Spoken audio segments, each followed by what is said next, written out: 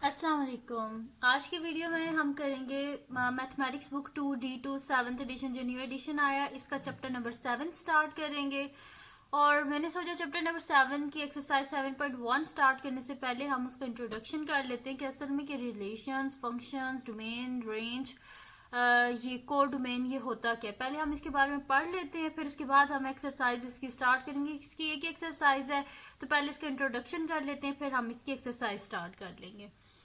तो जो है रिलेशंस एंड फंक्शन है हमारे पास टॉपिक आज का, ठीक है। और अगर अभी तक आपने मेरा चैनल सब्सक्राइब नहीं किया तो उसको सब्सक्राइब कर दीजिए और बेल आइकन को लाजमी प्रेस कर दीजिएगा ताकि आपको न्यू आने वाली वीडियोस के बारे में पता चल सके। तो स्टार्ट करते हैं। रिलेशंस है जी हमारे पास। तो रिलेशन है, रिलेशन क्या होता है हमारे पास? Relation connect elements in set A domain to the every element in set B, जिसको हम को डोमेन बोलते हैं, ठीक है। एक हमारे पास डोमेन है, इसमें एक को डोमेन है according to the definition of relation. दोबारा से पढ़ लेते हैं। हमारे पास क्या डेफिनेशन है इसकी? Relation connect element in set ए, ये जो सेट ए है इसके जो एलिमेंट्स हैं जिसको उन्होंने डोमेन कहा हुआ है, to element in set B, ये जो सेट बी है को डोमेन इसके साथ जो है ना वो कनेक्ट करते हैं और इसको हम रिलेशन बोलते हैं। इस एग्जांपल को मैं आपको समझाऊंगी, उससे पहले हमें पता होना चाहिए कि डोमेन और को डोमेन क्या होता है। सबसे पहले ये डोमेन और को डोमेन लिख लेते हैं कि मैंने पहले से इस वजह से लिख लिया था क्योंकि अगर अभी मैं वीडियो में लिखती ना तो बहुत ज़्यादा टाइम लग जाता। तो डोमेन क्या होता है? Domain of a function is the set of all possible input values. जो हम इनपुट करते हैं ना, यानी कि कोई भी फंक्शन है उसके बीच में जो हम वैल्यूज इनपुट करते हैं, यानी कि खुद से जो हम इसके बीच में वैल्यूज पुट करते हैं, वो हमारे पास क्या होता है? डोमेन होती है। या बेसिकली अगर आप कह लें कि जो इनपुट वैल्यूज होती हैं वो क्या होती हैं? डोमेन। अच्छा, डोमेन तो होगी इनपुट वैल्यूज। को डोमेन क्या होता है? अब हमारे पास को डोमेन होता है what may possibly come out of the function is called को डोमेन। मतलब कि जो पॉसिबल हो सकता है ना, कि पॉसिबल होगा कि ये मतलब कि जो हमने इनपुट डाला है उसका जो आउटपुट पॉसिबल जो भी वैल्यूज होती हैं वो सारी हम किस में लिख लेते हैं? को डोमेन में। इसकी जो लास्ट एग्जांपल होगी ना उसमें बिल्कुल आपको जो है ना क्लियर हो जाएगा कि को डोमेन क्या होती है। अभी जस्ट आप ये जहन में रख लें कि पॉसिबल आउटकम जो होती हैं वो सारी क्या होती है? को डोमेन होती है, ठीक है जी। अब आप डेफिनेशन पढ़ें, अब आपको जो है ज़्यादा बेहतर पता चलेगा कि relation connect element to the set A, यानी कि जो इनपुट है उसको ये कनेक्ट करती है टू द कोड मेन यानी कि जो पॉसिबल आउटपुट हैं उनके साथ जो है मे बी पॉसिबल। ज़रूरी नहीं है कि वो सारे जो है उसके आउटपुट होंगे। पॉसिबिलिटीज जितनी भी होते हैं वो सारी हम कोड मेन में लिख लेते हैं according to the definition of relation. जैसे कि अब इसकी फर्स्ट एग्जाम्पल है, आप देखें। इसमें डोमेन ये है हमारे पास, मतलब कि लड़के हैं और को डोमेन है बी, यानी कि ये लड़कियां ये आपस में क्या हस्बैंड वाइफ हैं। अब इधर लिखा हुआ है कि अहमद जो है इसकी वाइफ क्या है? फातिमा, कुमार की वाइफ देवी, डेविड की वाइफ जीन। तो अब यहाँ पे हमारे पास क्या है? ये इधर लिखा हुआ है कि डोमेन जो है इसमें हमारे पास क्या है?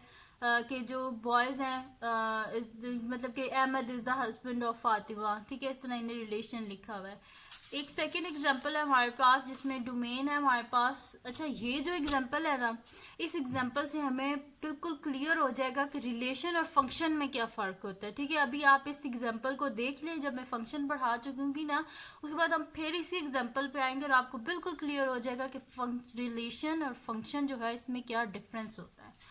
जैसे कि यहाँ पे लिखा हुआ है कि Ali is the friend of Peter, Aryan is the friend of Carol, John is the friend of Maria, Jomy is the friend of Syuping, Alvin is the. अच्छा देखिए, अब जैसे यहाँ पे हमारे पास है, सॉरी ये जॉनी है, ये डबल एन है, ठीक है। तो ये जॉनी क्या है? ये किसका फ्रेंड है? हमारे पास लिखा हुआ है कि ये आमिला इसका भी फ्रेंड है और ये स्यूपिंग का भी फ्रेंड है। अब जिसने एल्विन है, एल्विन जो है ये स्यूपिंग का भी फ्रेंड है, शांति का भी फ्रेंड है, अहमद का भी फ्रेंड है। अगर आप देखें तो डोमेन में जो मतलब कि नेम्स हैं उसकी क्या लिखा हुआ है यहाँ पे? उनकी यूनिक आउटकम्स नहीं है, देखें हमारे पास इनपुट तो यूनिक है यानी कि एक ही है, लेकिन इसके आउटपुट कितने आ रहे हैं, स्यूपिंग भी आ रहा है, शांति भी आ रहा है, अहमद भी आ रहा है, यानी कि एक बंदे की काफ़ी सारे फ्रेंड्स हो सकते हैं। तो रिलेशन में तो ये चीज़ ठीक है, लेकिन फंक्शन में ऐसे नहीं होता। मैं आपको फंक्शन पहले पढ़ाती हूँ। जैसे कि अब दोबारा देख लें,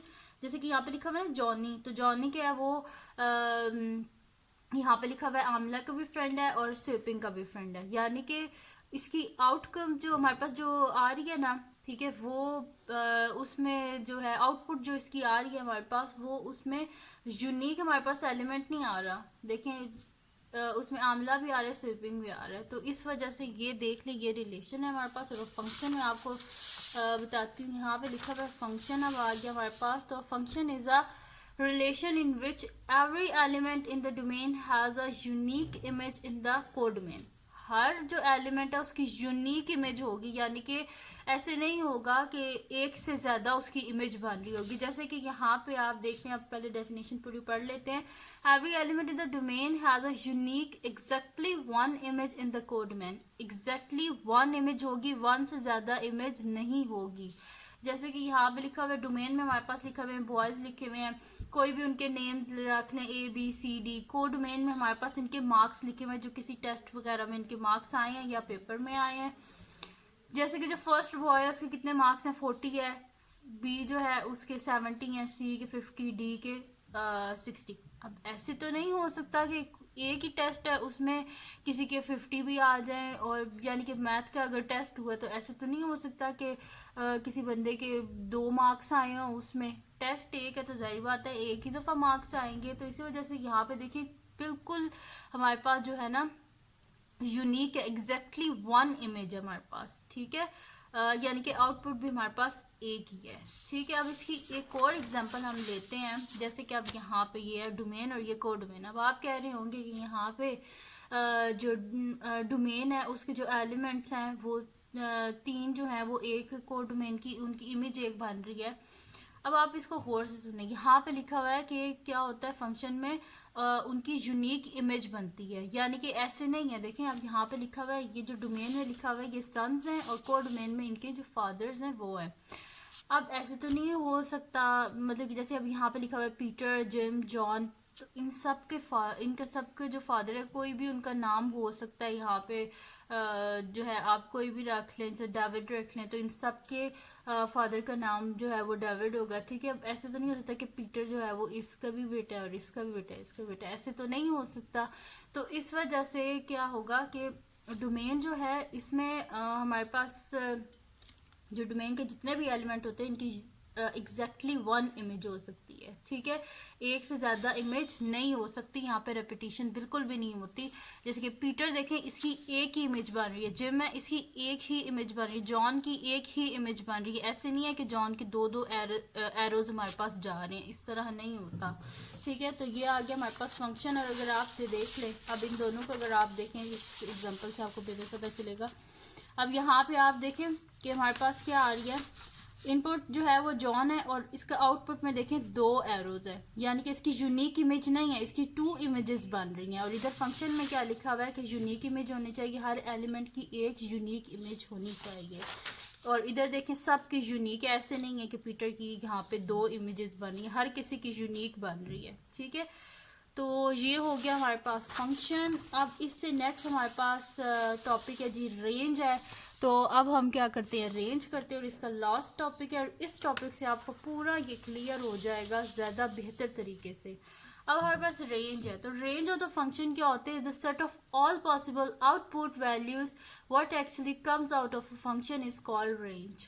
अच्छा रेंज जो है ना, जो उसकी आउटपुट वैल्यूज होती हैं ना, ठीक है, set of all possible output values, यानी कि जो हमने इनपुट डाला है उसका जो हमारे पास आउटपुट आया है ना, वो जितने भी आउटपुट होते हैं वो हमारे पास क्या होती है, रेंज होती है, ठीक है। जैसे कि यहाँ पे एग्जांपल है कि हमारे पास है कि x is the function, f is the function from x to 2x plus 1। इसको ऐसे पढ़ते हैं कि f हमारे पास जो है वो फंक्शन है, function f from x to 2x plus 1। अब इसमें हमारे पास क्या है, हम इसमें इनपुट क्या कर रहे हैं, हम इसमें इनपुट कर रहे हैं कि 1, जैसे कि इसको हम अगर इस तरह लिख लें कि इसको ऐसे लिखते हैं f of x is equals to 2x plus 1 a function f from x to, जो हमारे पास गिवन इसका लिखा हुआ है 2x प्लस 1।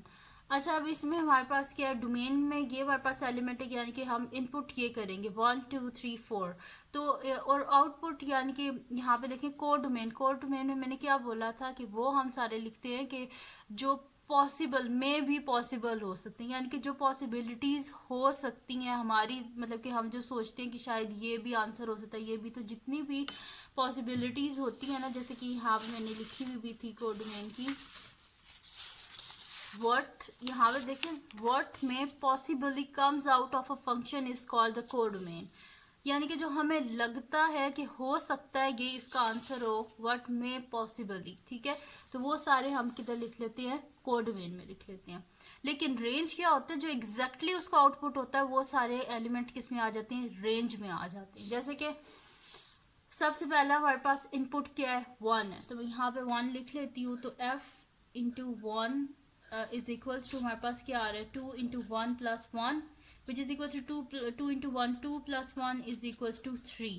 तो देखें 1 जो है इसकी जाके कहाँ पे हमारे पास इमेज बनी है, 3 के साथ, और ये इसकी रेंज में आ जाएगा हमारे पास 3। अब इधर ही यहाँ पे x की जगह आप 2 सब्सटीट्यूट करें तो हमारे पास क्या आ जाएगा, f of 2 is equal to 2 2 4 4 plus 1 5, तो ये देखिए इसकी इमेज 5 बन गई। 3 डालें, 3 2 6 6 प्लस 1 7, तो इसकी इमेज 7 बन गई। 4 डालें तो यहाँ पे क्या हो जाएगा, 4 2 8 8 प्लस 1 9, तो ये इसकी इमेज क्या बन गई, 9।